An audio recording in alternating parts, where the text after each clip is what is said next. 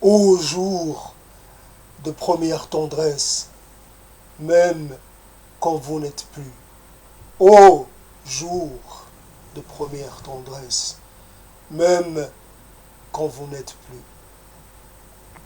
Je l'ai emprunté, je ne sais pas à qui. En tout cas, c'est assez expressif, c'est assez clair, cette magie des mots. Il suffit d'une phrase, de quelques mots bien tournés, bien agencés, et nous sommes amenés à faire ce que certains pourraient appeler une régression psychique, une régression euh, sentimentale, ou je ne sais pas. En tout cas, euh, cette proposition, évidemment, toujours cette problématique ou ce problème avec le technique qui fait que je n'ai pas plus de 15 minutes, cette proposition est intéressante. Si on la prend, on peut la, la développer de plusieurs façons. Euh, on pourrait rester uniquement au niveau des mots et de l'influence et de l'importance des mots quand il s'agit de faire tel ou tel voyage dans notre mémoire, dans notre histoire. Il y a, nous faisons des rencontres avec certains mots et pas avec d'autres, selon les jours, selon les circonstances, etc., selon les années aussi, selon les dispositions mentales, psychiques et autres. Et, euh, et donc, première tendresse, donc si je parle, si je reste sur le thème de la régression, bienheureuse, bienfaisante peut-être. Euh, c'est quoi ces premiers moments où on a sucé son pouce, peut-être, où on a été le premier moment quand quand on s'est bien nourri au sein et que on s'est endormi, je ne sais pas, le moment quand pour me faire dormir, on balançait, on me faisait balancer, je ne sais pas comment dire, le moment où j'étais assis, où ma grand-mère me tenait dans les bras, je ne sais pas, peut-être, quelle est une première tendresse. Qu'est-ce qui fait que nous sommes nostalgiques d'un moment que nous ne savons pas exactement déterminer dans le temps et dans l'espace de notre mémoire. Nous savons qu'il y a eu un moment qui doit être le moment de référence, le moment premier, mais nous ne pouvons pas, malheureusement, pour dire ça comme ça, nous ne pouvons pas notre mémoire ne nous est pas ouverte de façon totale et nous n'avons accès qu'à certaines séquences et pas à toutes. Et donc, et en plus, les séquences auxquelles nous avons accès sont souvent finissent par ne plus être tellement distinctes avec le temps, comme une pellicule qui serait atteinte par les limites de l'âge. Il y a une limite au-delà de laquelle les souvenirs finissent par devenir des reconstructions. Le souvenir n'est plus tel qu'il a été, on le reconstruit, on le recrée. Et voilà, donc, mais nous sommes, pour tenir notre rang, nous devons faire abstraction de cette nécessité que nous avons à être dans le, comment dire, dans une certaine, un certain néant, puisque peut-être l'idée, quand on est dans le contentement le plus total, on n'est peut-être plus dans l'existence. L'existence, c'est ces moments pendant lesquels on est nostalgique de quelque chose, on est en manque de quelque chose, on est en désir de quelque chose. Si notre désir est satisfait, nous cessons de réclamer, nous cessons d'avoir besoin et quelque part nous cessons de vivre. La vie est l'expression d'un besoin permanent, ne serait-ce que par la respiration, qui est évidemment la chose la plus manifeste, la plus régulière, la plus... Nous ne pouvons pas tenir au-delà de quelques secondes, sinon nous cessons d'exister pour de vrai. Donc il y a la nécessité, et j'ai non pas besoin, je n'ai pas envie de régresser, j'ai plus envie de voir pourquoi les choses tournent de telle façon à ce qu'on se sente presque en permanence en manque, en manque profond d'une certaine sécurité, d'un sentiment de sécurité et de plénitude, puisque là aussi ça ne va pas ensemble. La sécurité c'est une chose, la plénitude c'est une autre, mais nous pouvons les faire cheminer ensemble, et l'idée est que il y a donc au jour de première tendresse, il y a un être, on imagine qu'il y a un être qui s'est penché sur nous à un moment donné, de façon totalement, j'allais dire désintéressée, mais de façon totale, de façon absolue, s'est penché vers nous et nous a inondés de sa tendresse, sans attendre de nous aucun retour.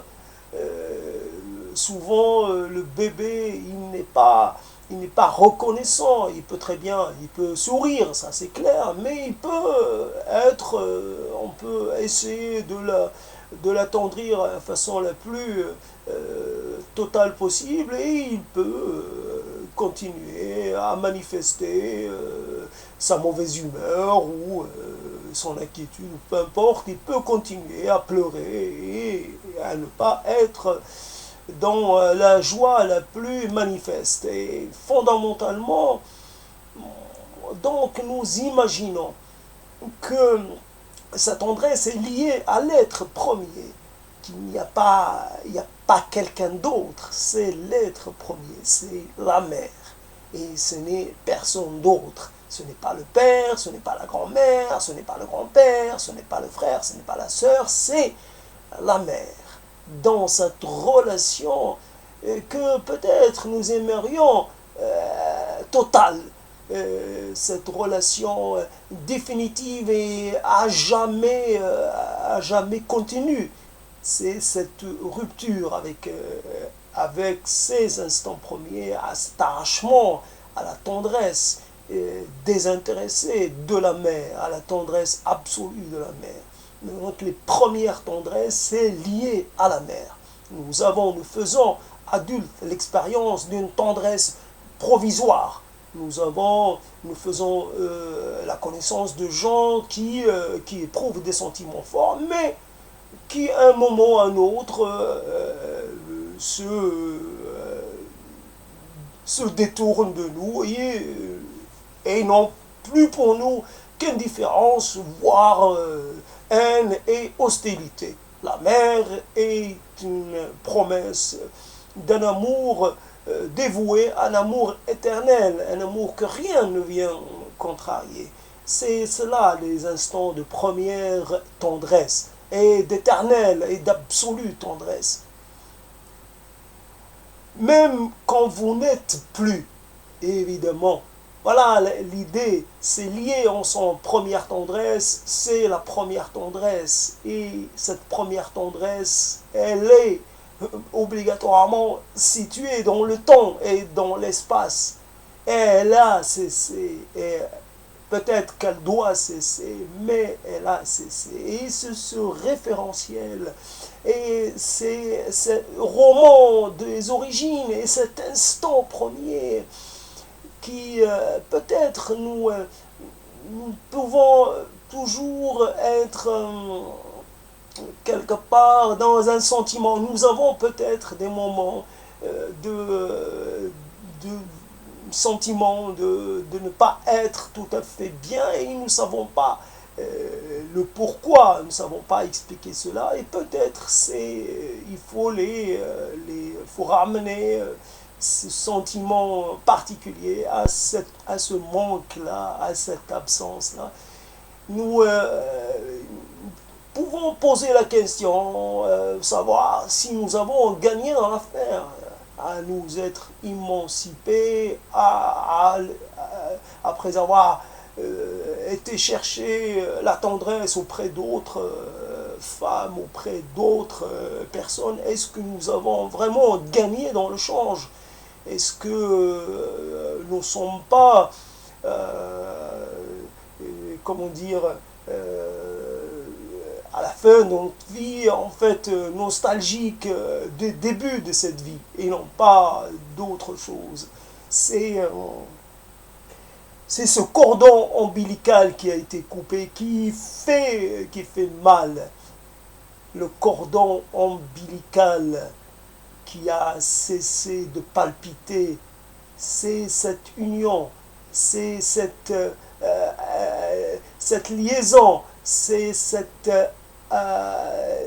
ce lien visible et invisible, cet lien matériel et immatériel, ce lien qui signifie qui signifie l'union, qui signifie peut-être, en réalité, ce sont deux corps, mais un corps dépendant de l'autre pour tout. Et donc, c'est l'idée que cette dépendance est génératrice de bien-être. C'est une dépendance que nous voudrions réaffirmer parce que il n'y a qu'elle qui est de la valeur, qui est précieuse, qui est inaltérable, qui n'a, comment dire, à laquelle rien d'autre ne puisse, que rien ne pourra remplacer, rien ne pourra s'y substituer. Donc, première tendresse, peut-être même dans laquelle il y aurait même une part d'affabulation, peu importe si nous berçons d'illusions, si nous imaginons des choses qui n'ont pas existé, il y a un désir presque de se réincarner, non pas se réincarner, mais de se réincorporer dans le corps de la mère pour quelque part, après avoir fait le tour des choses, peser le pour et le contre, le monde est tel qu'il est, et le destin qui semble nous réserver n'est pas un destin quelque part qui semble intéressant. Il n'y a pas de transcendance, il n'y a rien d'autre. Alors,